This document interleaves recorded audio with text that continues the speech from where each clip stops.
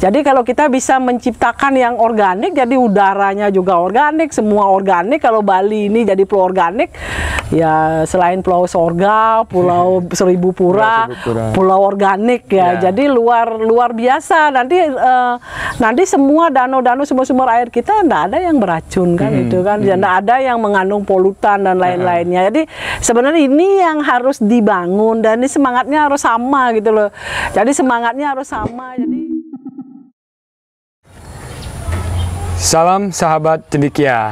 Hari ini saya bersama dengan seorang ibu yang luar biasa, punya cita-cita dari kecil dan ingin menggapai cita-cita itu hingga nanti terwujud di Bali, yaitu bagaimana mewujudkan Bali sebagai pulau organik.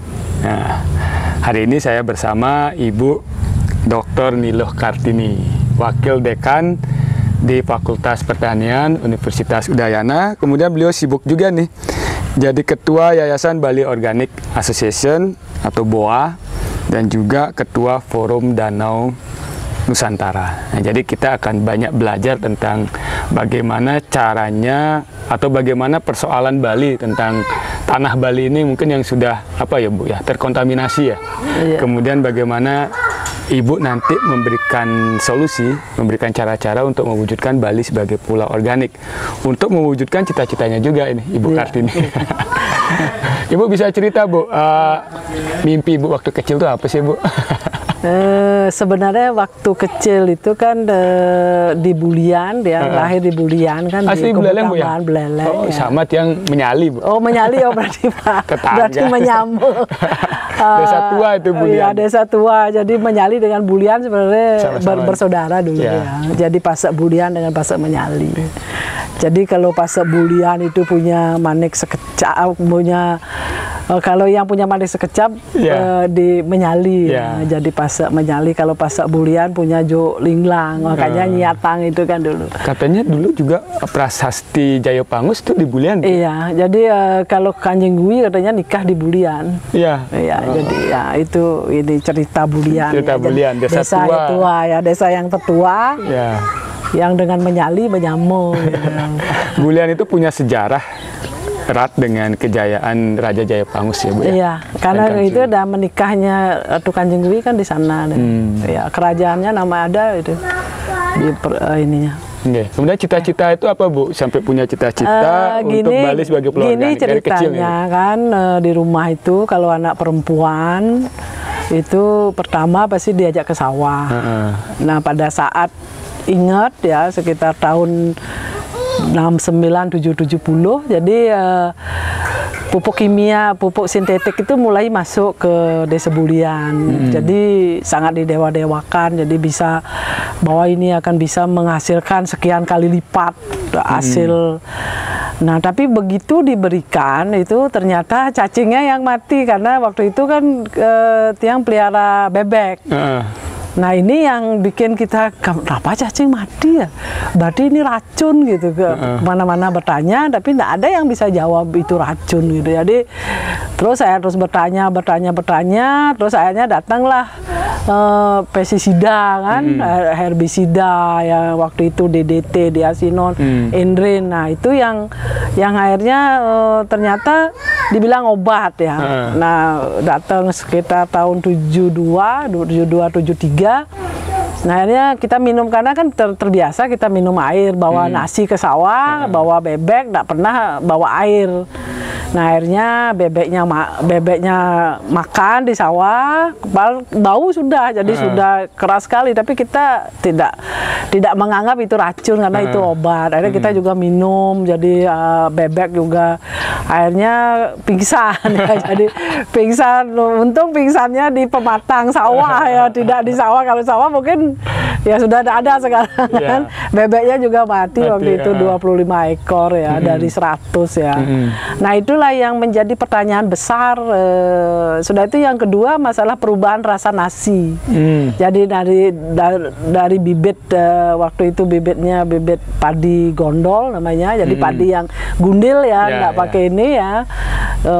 Terus berubah menjadi PB5, jadi nggak bisa masuk di kerongkongan. Nah itu yang protes juga, yang sangat ingat. Jadi ternyata ada perubahan, kenapa ini seperti ini gitu. Perubahan Tapi rasa nasi. perubahan rasa nasi, terjadi itu cacing mati, jadi daya telur bebek menurun. Ibu pingsan juga. Pingsan. Jadi itu menjadi pertanyaan yang sangat besar ya. Jadi nah, bertanya pada guru di sekolah ya nggak ada yang bisa jawab. Pada orang tua juga nggak bisa dijawab. Akhirnya ada tenaga butsi, jadi sarjana pendamping desa.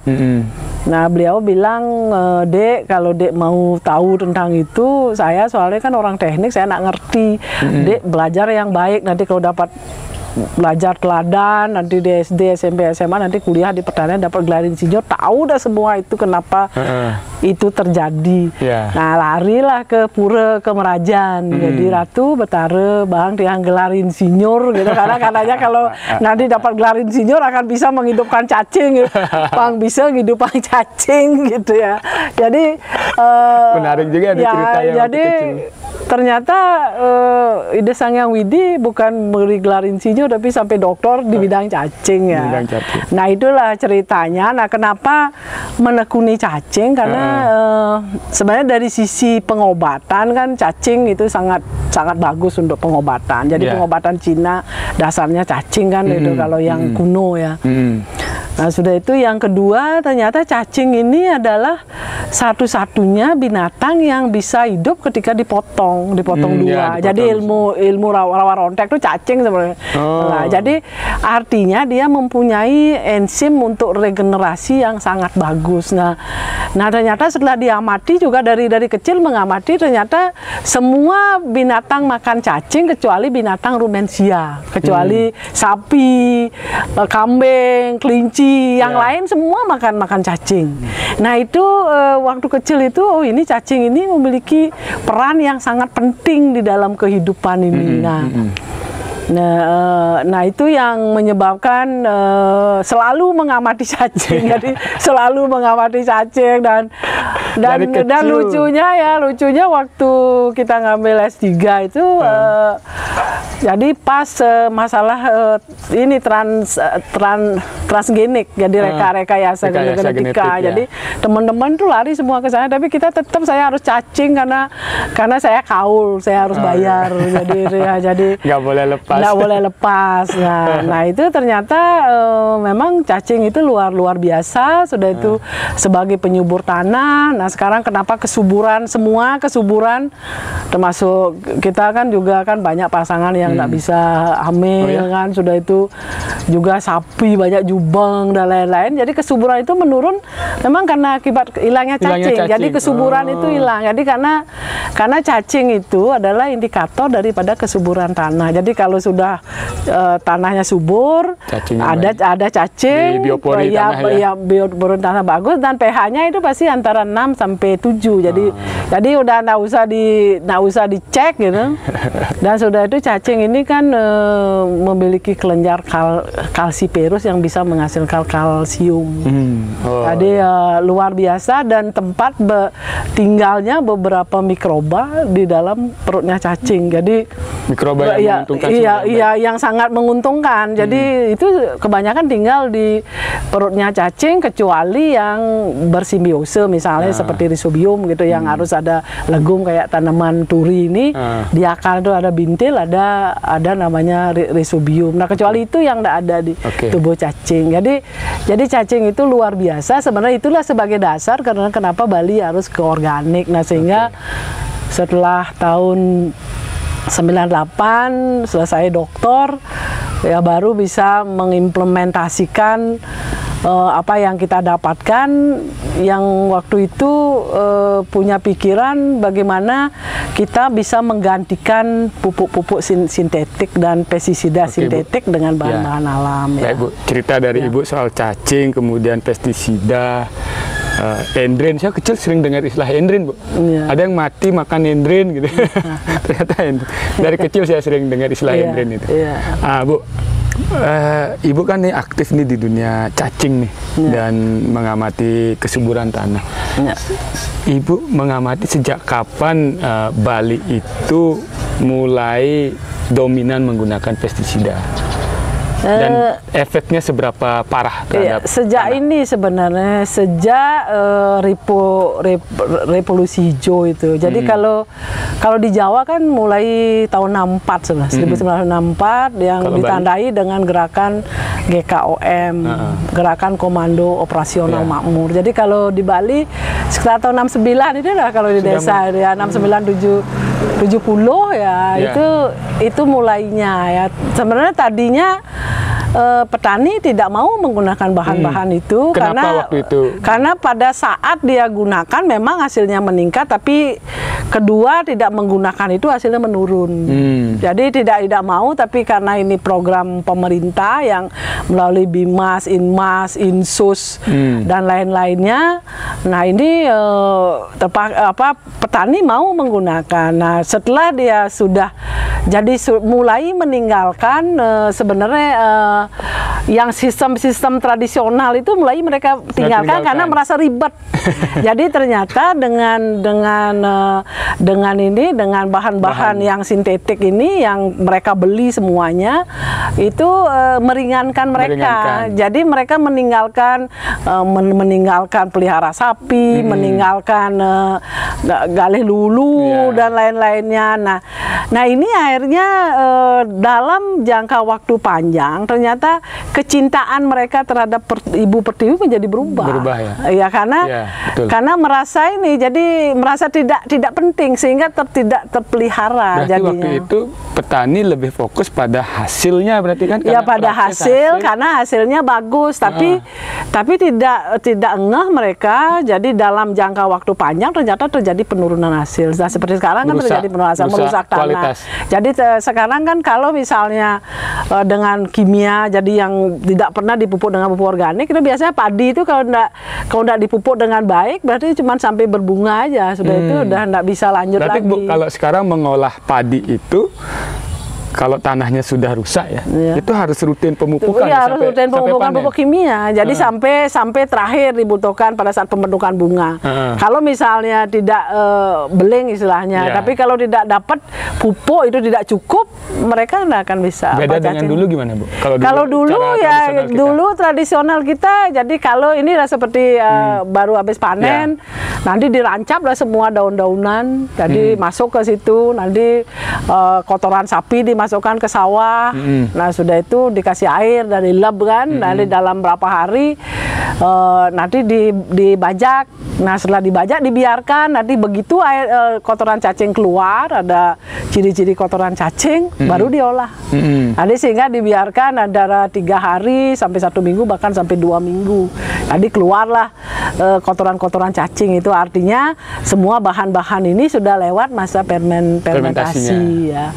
Dan begitu seterusnya. Jadi seorang petani identik dengan punya sapi. Jadi masih ingat sekali dia waktu kecil, kakek ya, ada paman yang paling kecil kan, tidak jauh sekali umurnya. Jadi dengar ya, Dek, Nyoman mau jadi apa nanti? Mau jadi petani atau jadi pegawai negeri gitu. Kalau mau jadi petani, uleng jani nak melajah ngubuin sampi, ngubuin celeng, ngubuin siap. Jadi seorang petani itu identik dengan itu. Jadi ngubuin siap. Jadi bahkan hadiah waktu nikah itu adalah sapi. Ya, celeng, jadi gitu ya. Jadi karena gitu ya, bubuan. Jadi karena petani itu identik dengan itu. Jadi nah sekarang kalau kita punya lahan tidak punya sapi, berarti kalau kita membersihkan lahan kan harus bayar orang. Tapi kalau punya sapi kan rumputnya bisa untuk makan sapi. Iya, jadi Bu. Iya. Kalau dulu tuh ya, setelah proses awal tadi, itu ada treatment lagi nggak oleh petani sampai dia berbuah? Atau cukup itu aja sekali selesai sampai berbuah? Nah, nggak ada treatment. Nggak ada lagi? Tidak ada treatment. Malah lebih praktis dong? Lebih praktis. Jadi lebih praktis dan tidak mengeluarkan uang. Jadi dulu tuh kan sapi membajak. Jadi pencemaran lingkungan kan nggak ada. Jadi juga tidak bayar. Jadi selama ada sapi ya sudah. Jadi nangalo itu sekarang kan sekarang punya traktor tapi nggak bisa jadi supir. Harus panggil orang lain. Sudah itu rusak, traktornya harus masuk bengkel, harus punya uang. Tapi dulu kan cuma dikasih makan aja sapinya, udah subur, gemuk sapinya. Sudah itu tenaganya dapat, kotoran dapat, kuncingnya dapat, terus jual kan. Nah makanya Niki kan sekarang sebenarnya kalau mau Bali ini mandiri pangan, benar-benar mandiri pangan dengan sistem yang organik, jadi apakah kebijakan sudah mendukung, ada perda pertanian organik, sudah itu yang kedua kan ada pergub tentang sampah kan, pemilahan di sumber. Jadi dua ini dipadukan dengan sistem pertanian yang pertanian terpadu organik, sistem Sabica Itala yang sudah kita uji dari tahun 98 sampai sekarang. Jadi di situ ada kemandirian pangan dan ada kemandirian energi. Jadi dengan sistem pertanian itu kita bisa mandiri energi dengan biogas.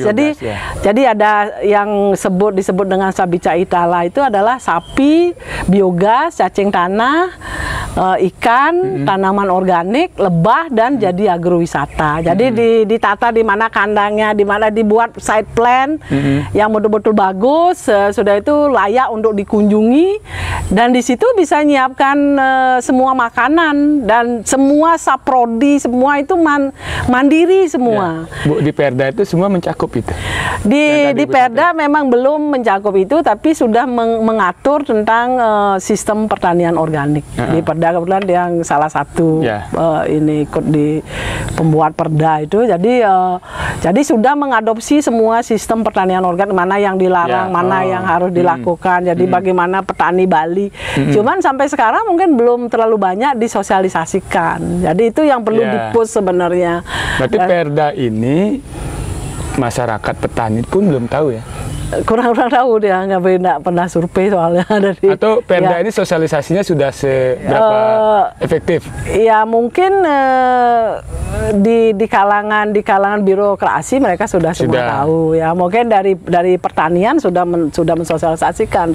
Tapi dalam berjalannya itu mungkin belum efektif. Berarti Perda ini kan nanti mengubah kembali perilaku, bukan mengembalikan lagi perilaku petani dari tradisional ke modern pestisida dan balik lagi ke situ. Iya, jadi ini balik lagi dengan sistem yang modern. Jadi kan kalau dulu kan tradisional, kan tidak mungkin kita kembali ke tradisional. Tapi sekarang kan sudah kita ada sistem seperti Sabica Itala itu kan sudah itu, nanti juga dengan smart farmingnya juga kan. Jadi itu sebenarnya disatukan. Nah sekarang kan keberanian pemerintah sebenarnya yang pemegang kebijakan Bali ini, apakah mau jadi pulau organik, karena deklarasi Bali jadi pulau organik tahun 2009 yang ditandatangani oleh Pak Mangku. Sudah itu. Sudah itu yang dimotori oleh Yayasan BOA.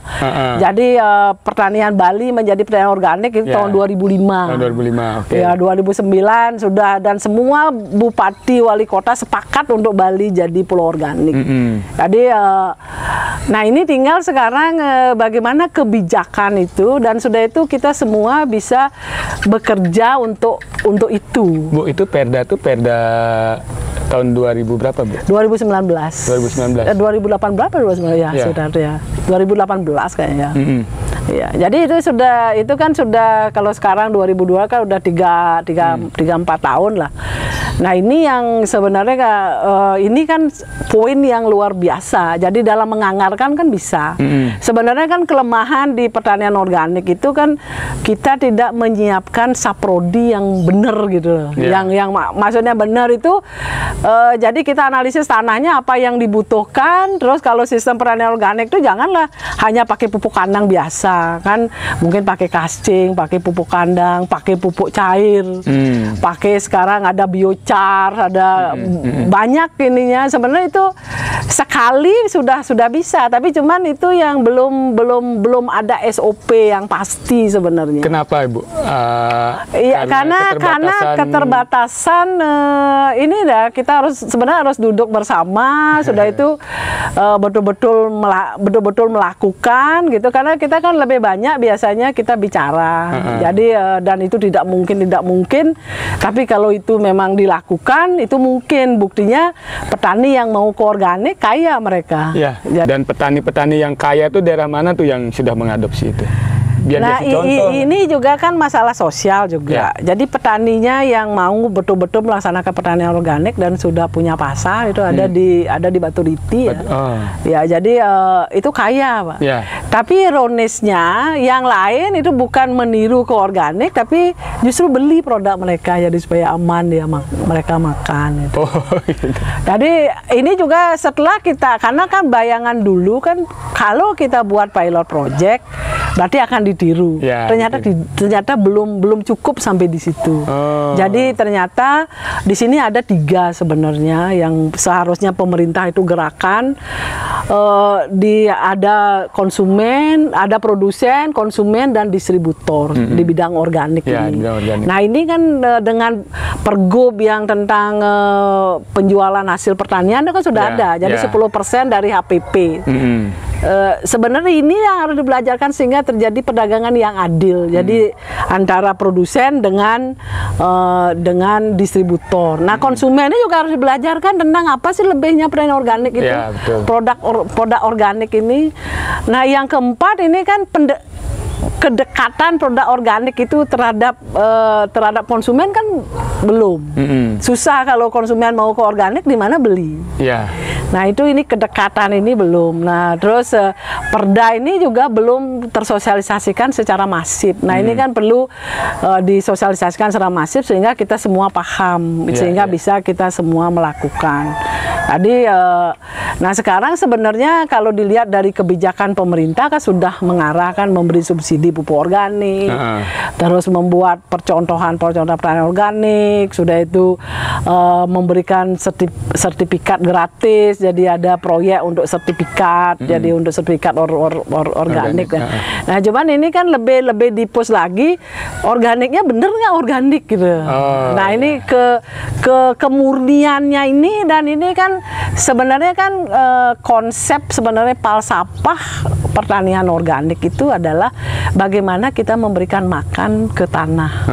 Jadi sebenarnya di sini ya analoginya. Jadi analoginya begini. Analoginya gimana? Jadi kita memberikan makan ke tanah, jadi tanaman makan di tanah, kita makan tanaman kan itu kan hasil tanaman. Jadi konsep falsafah dari pertanian organik itu adalah sebenarnya kita hidup ini punya dua ayah, 2 ibu.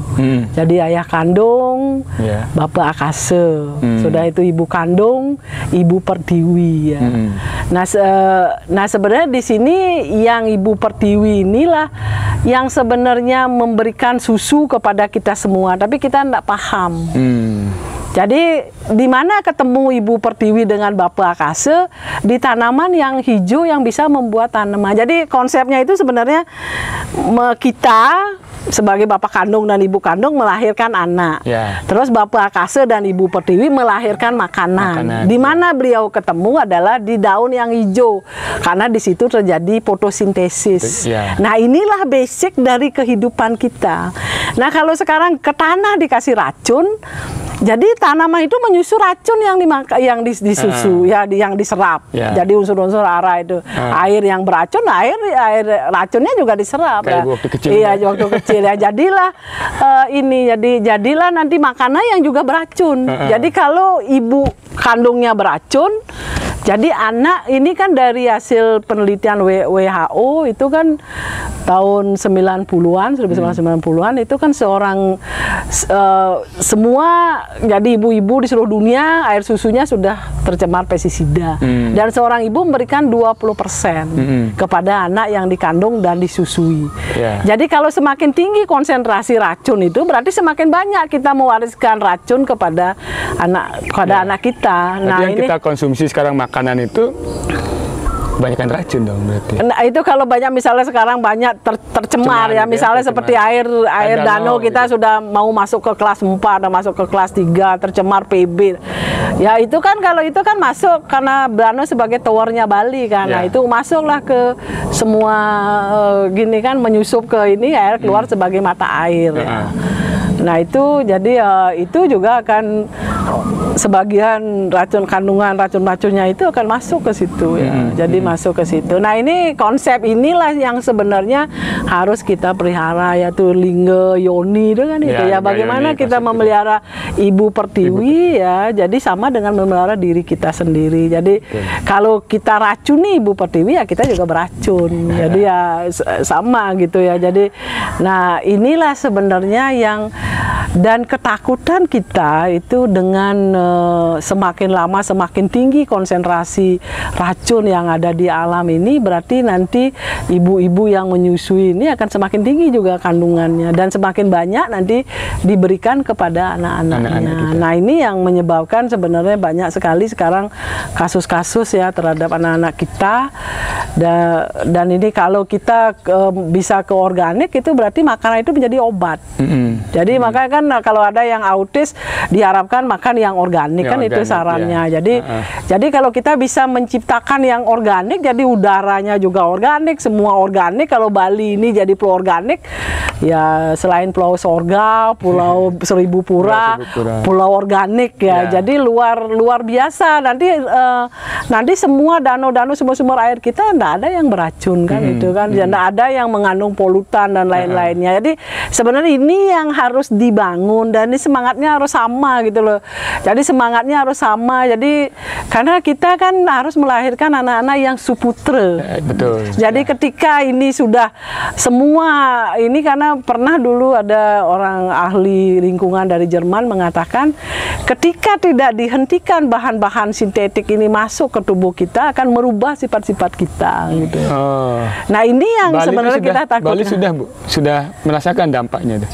Anak-anak kita yang sekarang ini ya, jadi perilaku dan lain-lain ya. Jadi dari semangatnya, dari kita lihat dari bagaimana kesehatan anak-anak kita kan itu coba kita lihat ya. Jadi tidak perlu melakukan sebuah ini penelitian kan sudah kita lihat kan. Jadi juga kesehatan kita ya, coba kembali kepada kesehatan kita sendiri ya. Betul. Nah, itu yang harus kita sebenarnya kembali ke organik. Nah, bagaimana caranya? Ya jelas seorang petani ya kita ini ya jelas, jadi di sini harus didekati dengan 3 ya. Jadi harus ada pasar sebenarnya. Jadi harus ada pasar organik yang menyerap dan petani mendapatkan keadilan dalam proses berjualan itu ya. Jadi mungkin karena kan kesulitan petani untuk bisa mencapai pada saat awal mencapai hasil yang bagus. Nah, itu mungkin bisa berupa subsidi. Tapi disubsidi di penjualan. Jadi jangan disubsidi di hulu. Subsidilah di hilir. Jadi sehingga mereka akan bersaing kan, mereka akan semua akan belajar untuk membuat pupuk, membuat pestisida, bagaimana caranya membuat tanahnya subur ya. Nah, sehingga mereka bisa dapat jualan. Tapi kalau disubsidi di awal nanti justru akan sama dengan proses kimia ini. Yang jadi sekarang gimana Bu praktiknya Bu? Prakteknya kan belum ada subsidi di belum hilir. Ada subsidi. Iya, subsidi di hilir. Di hilir belum ada. Ya kan subsidinya di hulu kan. Masih di hulu sekarang. Iya, di hulu. Jadi sebenarnya sebaiknya disubsidi di hilir. Nah, sehingga jadi mereka bersaing secara positif kan. Kalau subsidi di hulu itu petani itu dapat apa, Bu? Dapat pupuk, dapat pestisida. Harganya lebih murah. Dapat lebih murah, bahkan dapat gratis. Ya, setelah itu dia panen. Dia panen ada yang beli. Ya, itu nah sebenarnya di sini sebenarnya kalau udah pasti ada yang pembeli ya udah selesai lah gini ya. Kalau subsidinya di hulu ya?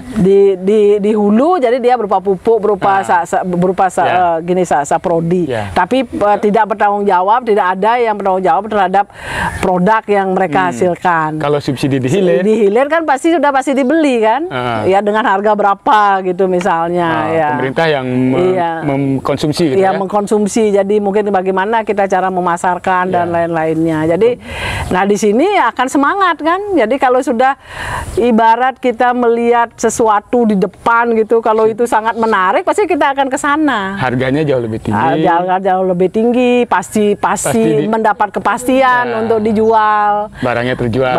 Terjual. Nah, ini yang harus dikondisikan sebenarnya oleh Bali. Jadi pemegang pemerintahan di kebijakannya Bali. berupa apa, Bu? Misalnya hotel-hotel wajib mengkonsumsi organik gitu ya. Misalnya masyarakat diberikan edukasi. Kan ini hotel aja misalnya atau swalayan wajib untuk menjual yang organik. Jadi yang tidak organik kan dibeli lebih murah, kan pasti dia akan ikut ke organik gitu ya. Jadi di sekolah, jadi anak-anak setiap gini disarankan, kan kalau guru-guru nyarankan kan pasti, atau menanam dia yang organik supaya tidak beli, jadi gitu. Jadi kalau itu dilakukan, jadi mungkin Bali ini akan cepat sekali menjadi pulau organik ya. Baik, Ibu, karena ini perbicaraan awal, mungkin durasinya tidak bisa begitu panjang. Ada pesan-pesan dari Ibu bahwa apa yang harus paling efektif untuk kita lakukan untuk mengubah, satu, bagaimana menyelamatkan bumi kita, Bali menjadi organik, pulau organik. Yang kedua, bagaimana memberikan kesadaran kepada masyarakat supaya masyarakat mau mengubah perilakunya untuk mengkonsumsi produk-produk hasil pertanian organik.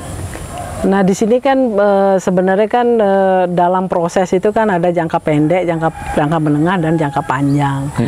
Nah, dalam proses jangka panjang ini jelas pendidikan.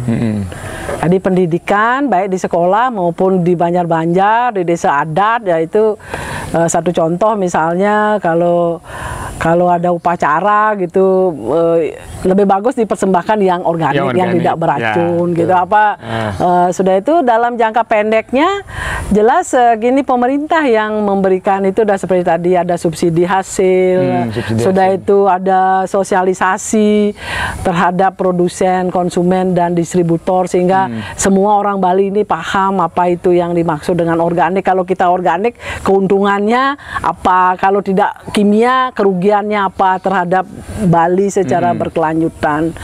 Nah, jangka menengah, nah ini jadi kelompok-kelompok tani kita belajarkan. Jadi misalnya kita sudah mengkaji, jadi ada sistem Sabica Itala itu, jadi pindahkanlah sistem itu ke tempat lain gitu. Sekarang ada di Yeh Mampeh, di Banjar Yeh Mampeh, Desa Batur Selatan, sudah bagus tertata, pindahkanlah ke desa-desa lain untuk seperti itu. Diadopsi, nah sehingga mereka dekat belajar. Jadi nah itu karena kan kalau di rumahnya itu ada tawon, ada lebah madu, ada semua kan kaya mereka, dan mau apa itu bisa, mau telur ayam bisa, ayam kampung. Nah, ini yang harus dibangun, dan itu tidak bisa hanya sekali. Pendekatannya bukan pendekatan proyek, tapi bagaimana pendekatan pendampingan. Jadi seperti Tiang misalnya dari tahun 98 sampai sekarang pendampingan pada kelompok tani yang sama gitu, tidak kita lepas. Jadi pendampingan itu sangat penting. Kalau dekatan dengan proyek, apalagi datang sekali ke lapangan dan ada hasil. Jadi, nah ini yang terakhir yang perlu ditekankan, berilah makan tanah, jangan memberikan makan kepada tanaman. Jadi sehingga tanaman lah yang akan makan di tanah itu. Nah, sehingga tanah ini Ibu Pertiwi tetap terpelihara sehingga selamanya kapanpun akan bisa memberikan susu kepada kita semua. Oke, sahabat cendekia, jadi sangat menarik sekali gagasan-gagasan yang disampaikan oleh Ibu Luh Kartini dari kecil sampai sekarang, dan mudah-mudahan saya berdoa sebentar lagi Bali akan terwujud sebagai Bali Pulau Organik. Salam cendekia, sampai jumpa di sesi berikutnya.